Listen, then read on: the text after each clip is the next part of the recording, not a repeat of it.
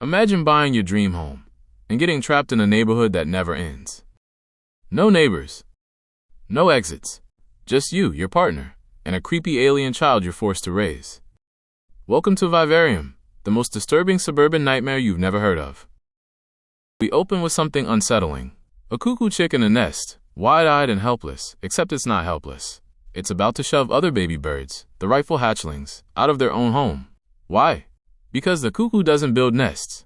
It infiltrates. It manipulates. It survives by using others. This simple, chilling moment is more than just nature. It's foreshadowing for everything that's about to happen. Now meet Gemma and Tom. She's a gentle and caring schoolteacher, the kind who kneels to talk to children at eye level. Tom is her opposite in many ways. Gritty, grounded, a landscape gardener who prefers fixing things with his hands rather than talking them through. Together, they seem like your average couple, trying to navigate their way into adulthood and stability.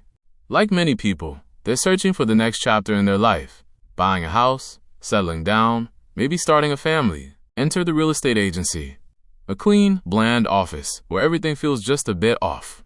That's where they meet Martin, a peculiar robotic salesman whose smile doesn't quite reach his eyes. He speaks in flat, rehearsed tones, repeating strange phrases like Hez reading from a broken script.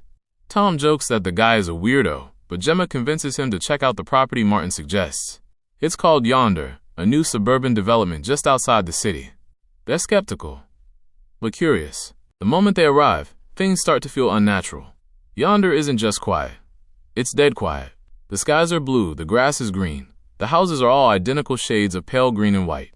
Not a bird in the sky. Not a person in sight. Just row after row of perfect houses.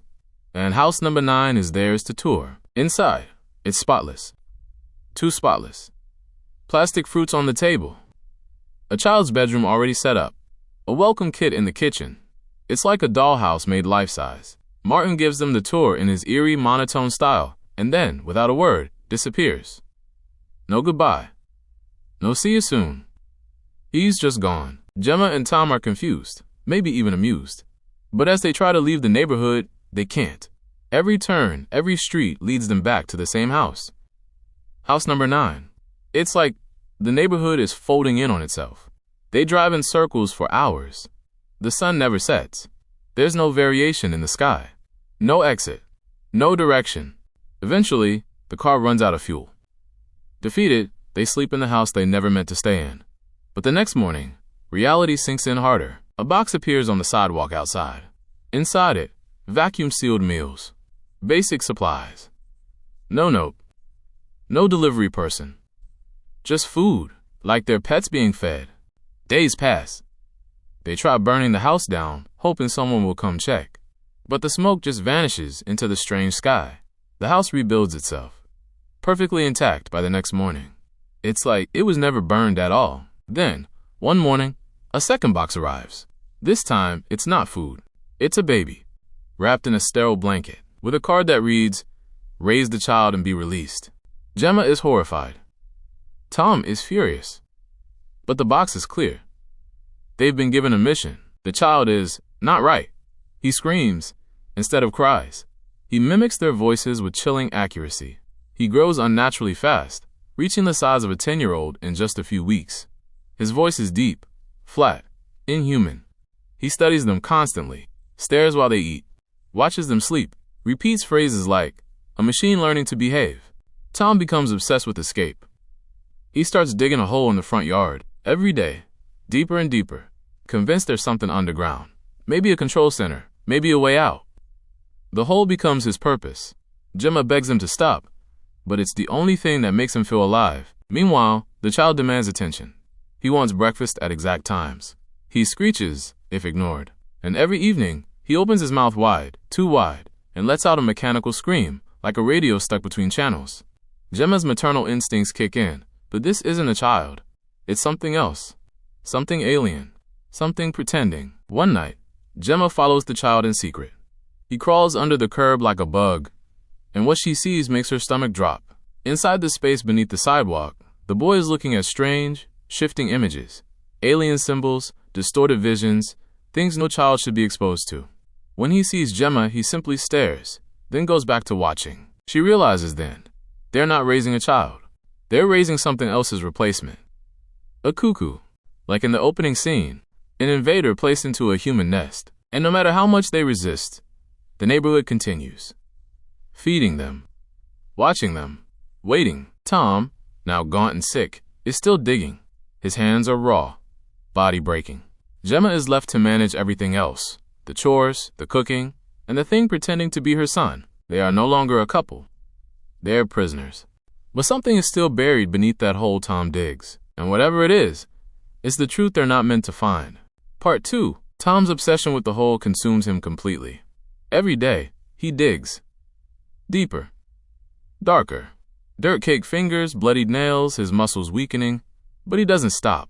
The hole is no longer just a project. It's a mission. A desperate attempt to escape, or at least to understand what they're inside of. Gemma, meanwhile, is forced to play mother to the boy. But boy isn't the right word anymore. He's now a preteen, dressed in formal clothes, speaking with perfect grammar but zero emotion. His voice mimics theirs, almost mockingly. He repeats Tom's frustration with eerie accuracy. Sometimes, he sits silently, watching Gemma for hours, like a scientist observing a subject. One day, the child begins having seizures. His body twists unnaturally. His mouth opens wider than it should. Gemma panics, tries to help, but he suddenly snaps back, perfectly normal, as if testing her reactions. It's a game to him, or worse, it's data collection. Gemma's sanity begins to fray. She locks herself in the bathroom to cry. The wallpaper peels, revealing more green. Always green. Artificial. Dead. There are no real colors in yonder. No smells. No seasons. It's a simulation designed to look like Earth, but it's wrong. Off. Lifeless. Meanwhile, the hole Tom is digging gets strange. He begins hearing noises. Whispers. Echoes that don't match his own movements. One night, his shovel hits something solid.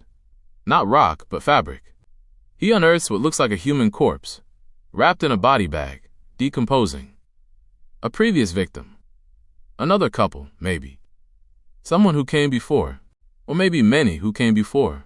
Tom doesn't tell Gemma. He just stares at the bag. Quietly. Numb. Whatever hope he had, it dies right there in the dirt. His health collapses fast. He coughs constantly. He can barely stand. The hole has poisoned him. Physically or mentally, it doesn't matter.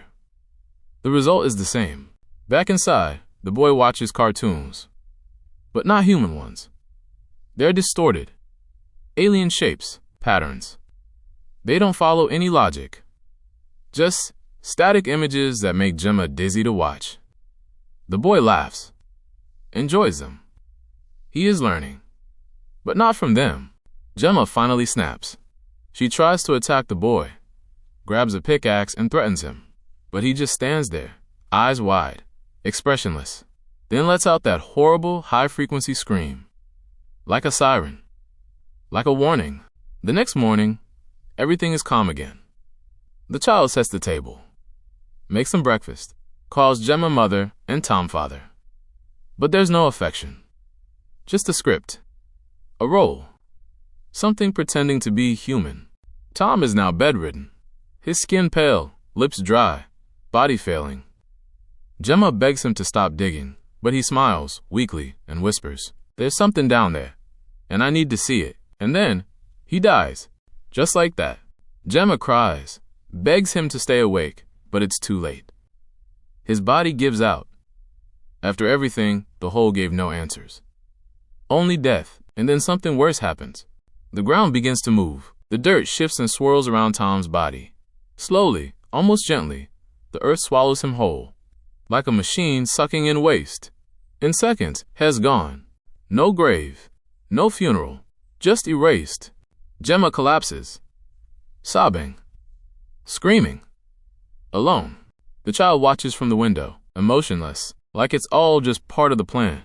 Part 3. Tom is gone. Swallowed by the earth like he was never there. And Gemma? She's broken. Emotionally, physically, spiritually. But she's not allowed to grieve. Not allowed to rest. Because the boy, now a young man, is still there. Taller. Smarter. more demanding than ever. He tells her, "It's time for you to be unburdened." Unburdened? He speaks in riddles now. Detached from humanity, he begins disappearing during the day, going to unknown parts of the neighborhood, and when he returns, has even more alien.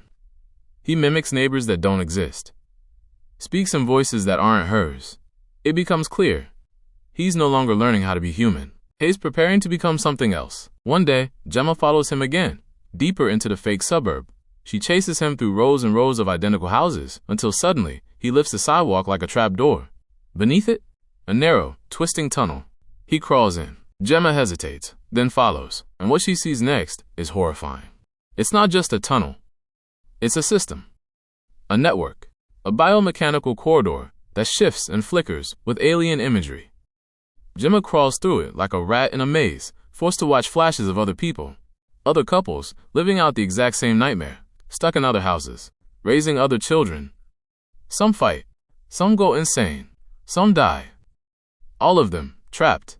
This wasn't an isolated event. It's a systematic replication of human behavior. A controlled experiment. Gemma falls through the final corridor into a black void. Disoriented. Exhausted. And there she sees it. The boy, now fully grown, dressed like Martin, the eerie real estate agent who first brought them here. He picks up a body bag, places it in a filing cabinet that's far too small to fit a human, but somehow does. Folds it like paper.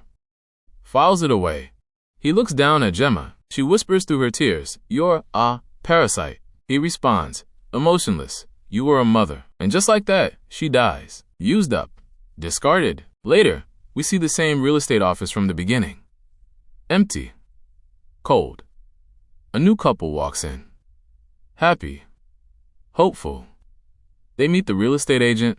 It's him, the boy, now fully assimilated into a new identity, ready to guide the next victims to house number 9 in yonder.